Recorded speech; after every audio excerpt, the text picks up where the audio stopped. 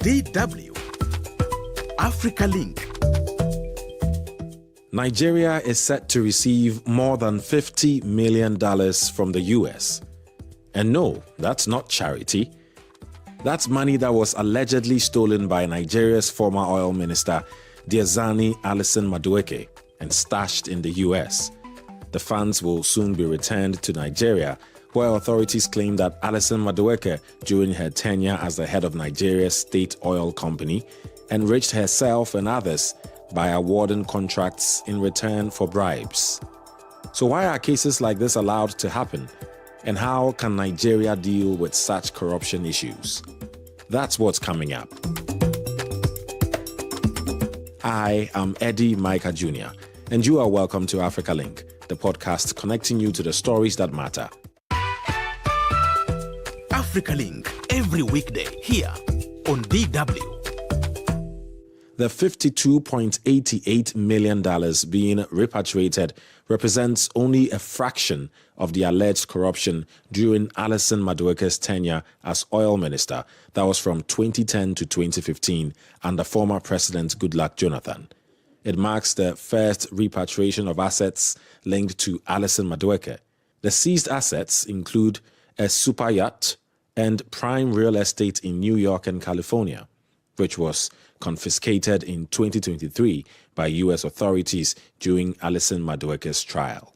Let's get more from Dr. Ede Peter Daniel, a lecturer at the University of Abuja and a member of Academic Staff Union of Universities in Nigeria. Hello and welcome, sir. I also have DW's Ben Shemang, our correspondent in Abuja, Nigeria. Hello, Ben. Dr. Daniel, we're talking about more than $50 million in seized assets being returned to Nigeria. Interesting story, no doubt. When you first heard it, what was your initial reaction? What are your thoughts on it?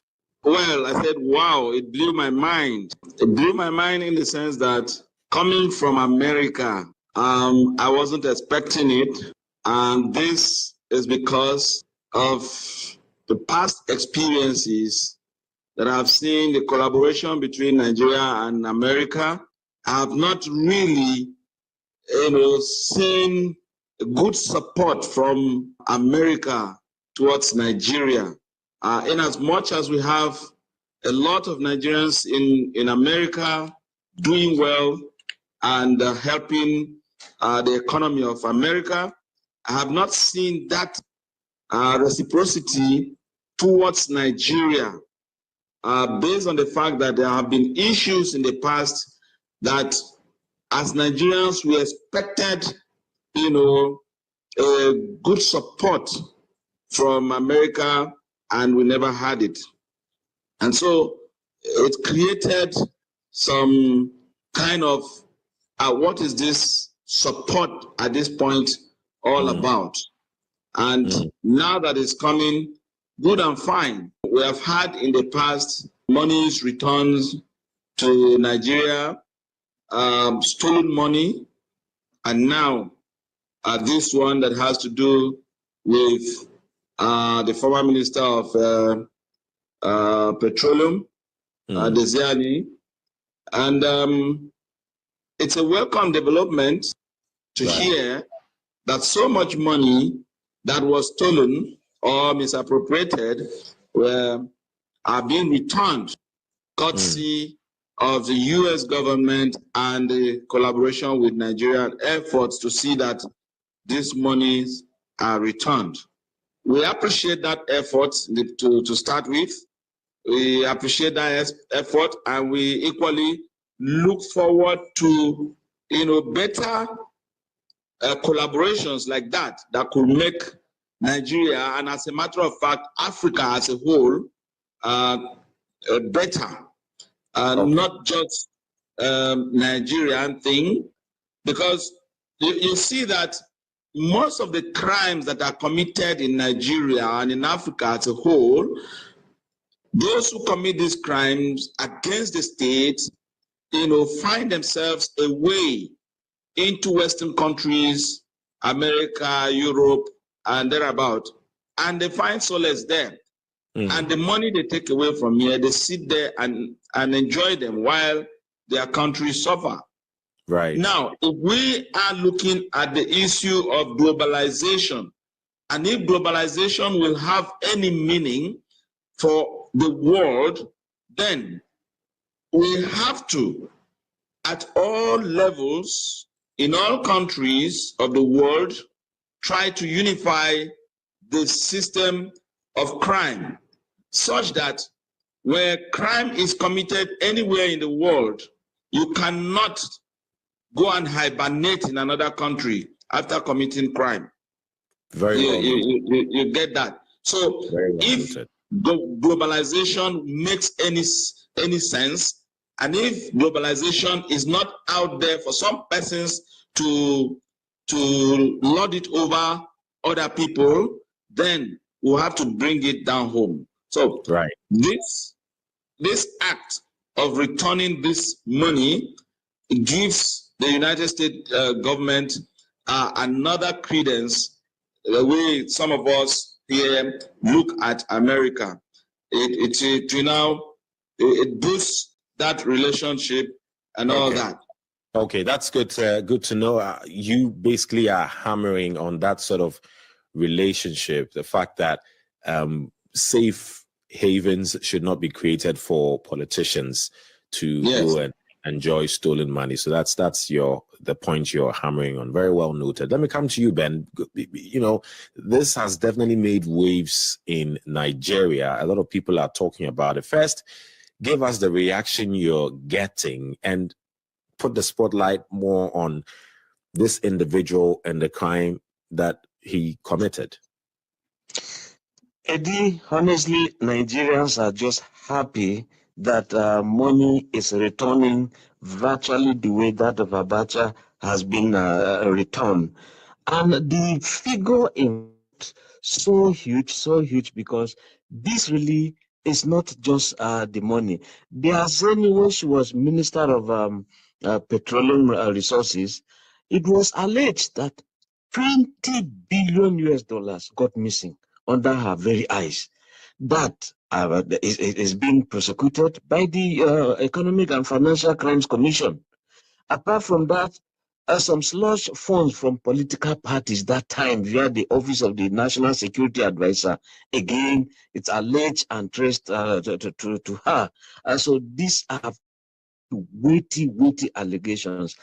Before now, Eddie, let me inform you that she has some houses valued at 80 million US dollars spread across Europe and America. These are things that are still being investigated. And just in 2021, I want to tell you that jewelry worth 40 million US dollars was seized, forfeited to the federal government via the Economic and Financial Crimes Commission. So we are dealing with an individual and many of her likes who have not been brought to justice yet, who indeed are plunged and in fact stifling the lives of Nigerians. So that means, two things you're saying. People are definitely excited that somehow it seems justice is being served with the return of this money. But at the same time, they are concerned that there's much more money out there that should be returned. Is that accurate? Exactly. It's very accurate. And if you check, we do have some other agencies that are always revealing some of these dirty deals. There is what we call the Financial Intelligence Unit. They are in every bank in Nigeria. When huge monies are being lodged, when huge monies are being taken away, they are supposed to inform the Economic and Financial Crimes Commission. But again, there is always allegations of lackluster approach to many of these things. If not, tell me how billions of naira will be dragged away physically. They are wired using electronic means. So they are there, every bank, every branch, and they know all of this. Yet we see that at the point Nigerians are saying if they join hands properly, and Nigeria will be better for it. Dr. Daniel, let me come to you on this. You know, you with your expertise as a development person, this is money that could have been used for a lot of developmental projects in Nigeria. We talk about Nigeria, we look at some of the challenges the country has faced before and is still facing. What does this case tell us about public service and, personal gratification, or the way public money is used? Thank you very much.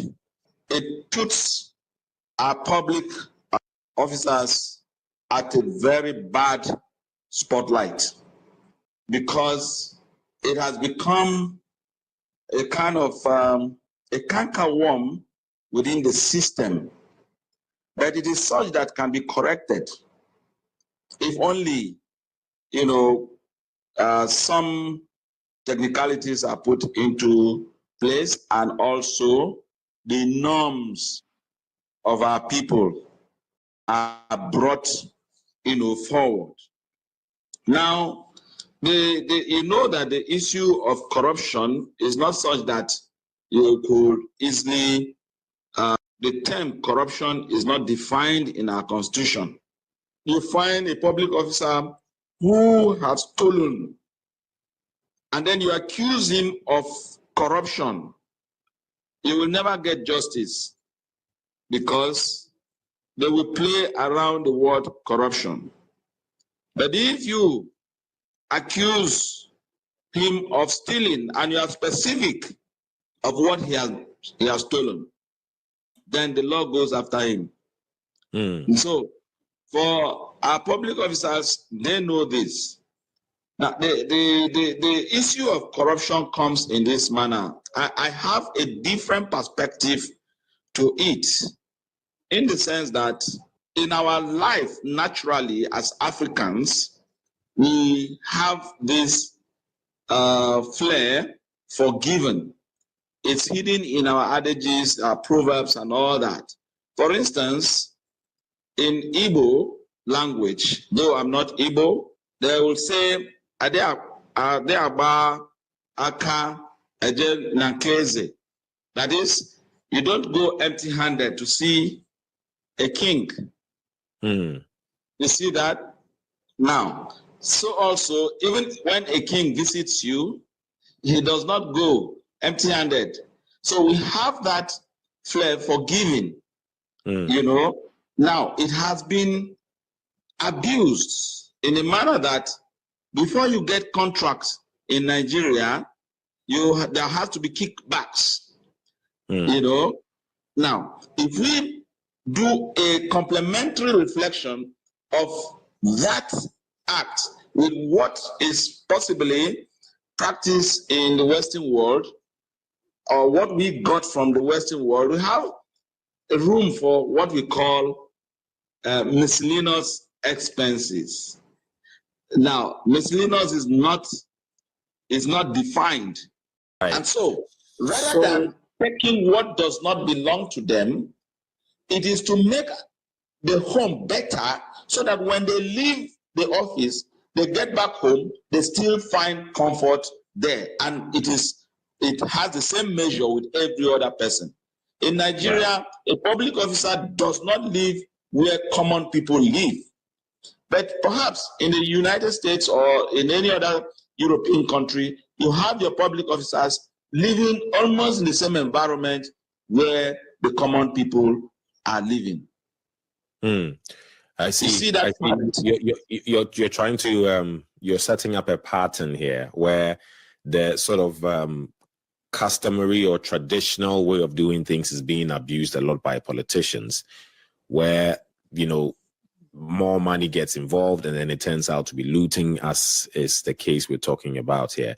But I want you to briefly sort of try to explain to me what you make of it in terms of the fact that I had to take a foreign nation to get this money back for Nigeria. And is it to say that Nigeria could not do it alone, or is it, as you suggested, welcome measure, considering that the money was clearly being spent outside Nigeria? Okay, thank you very much. You see, it is not as if Nigeria cannot deal with the situation. But because of the complementary role of the Western world in accepting and accommodating people who steal from Nigeria and leave Nigeria, it becomes difficult. Now, we have our laws. The United States have their laws. European countries have their laws and all that. And you see, most of these crimes are even committed in the Western world or Asia. When they come here, get contracts, deep whatsoever they will do, they fly down to Germany, they fly down to America or anywhere to share that money. That money is wired into the foreign banks, and that is where it is. That is why it becomes difficult for Nigeria or the Nigeria Enforcement Agency to deal with it within the country. Your point is definitely well noted. Ben, let me come to you on the aspect of dealing with such issues. Would you say in Nigeria, anti-corruption laws are strong enough? Obviously, asking this because corruption cases involving high-ranking government officials, there's quite a number of them, and it's not many of them, and you can correct me if I'm wrong, that actually see justice being served. So what do you make of the justice system overall, the anti-corruption laws in Nigeria?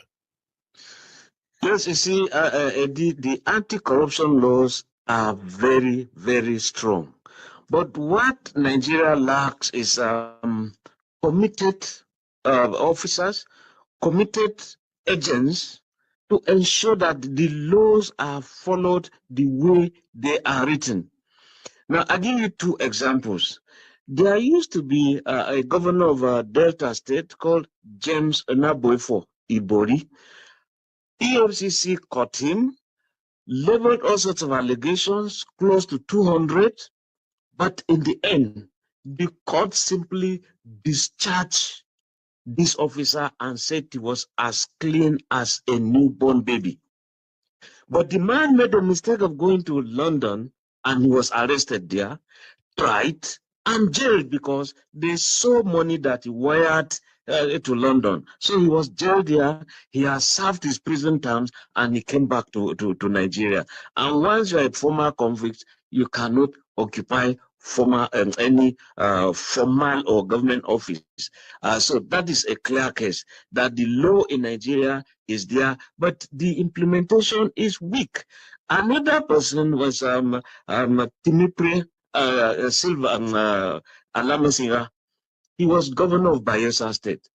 He was arrested in London over money slushing, over wiring of money to that place.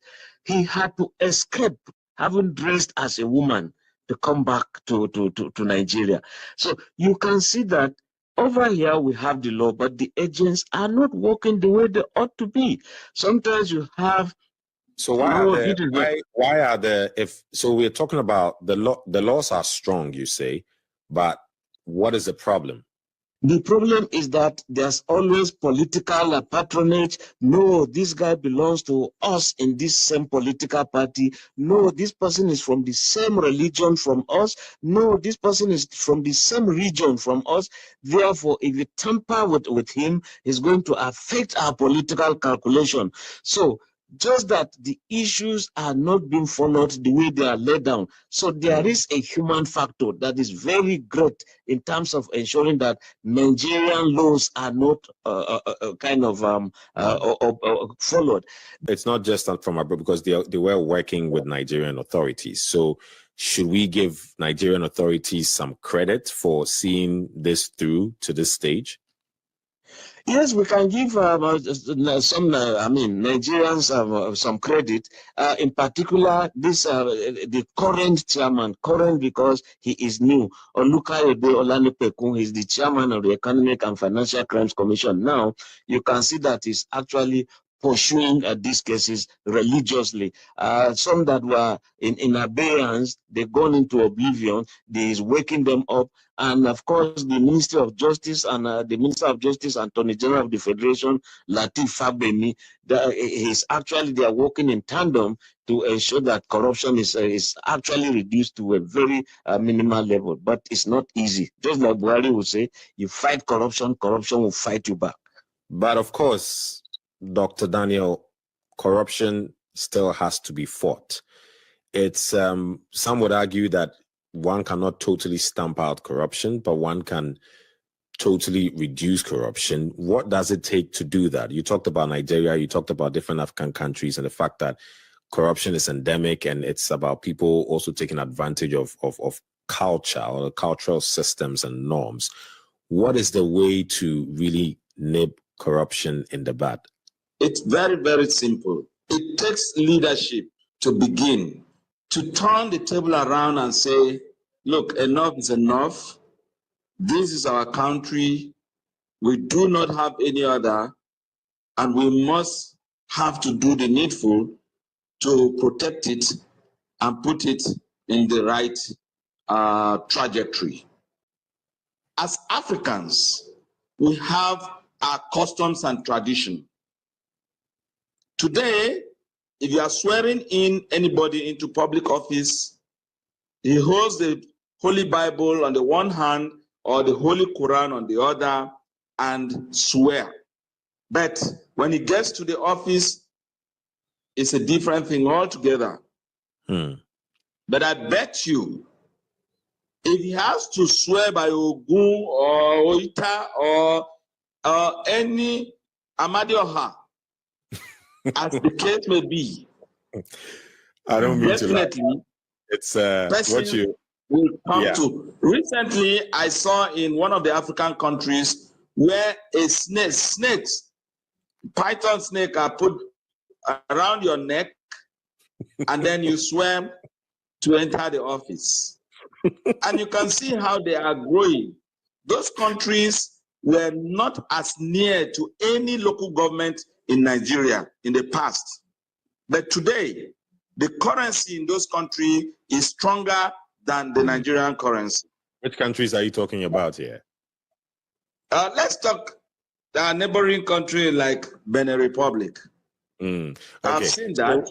So I don't know how you're able to say that with a straight face without even laughing a bit. I apologize for laughing a bit because, in a sense, just for people to understand what you're saying, you feel people or government workers, when they are being sworn in, have almost no respect for, religion in that sense, like the Bible or the Quran.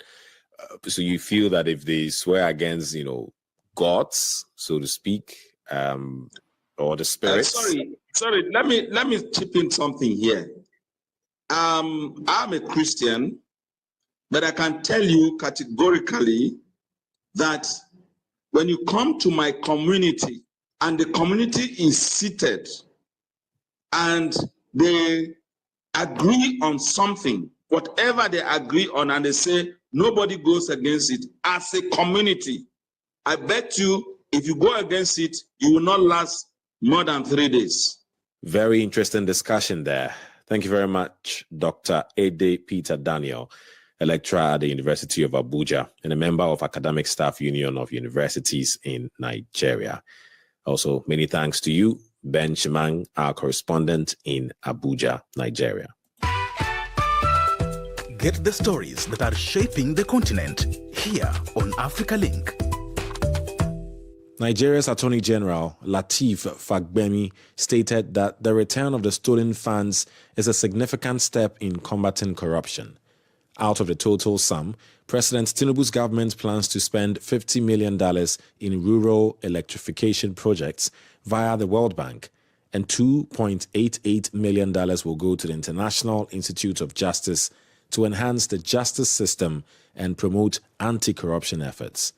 However, authorities are emphasizing the need for accountability and careful monitoring of the funds. This is not the first time alleged stolen money is being repatriated to Nigeria from abroad.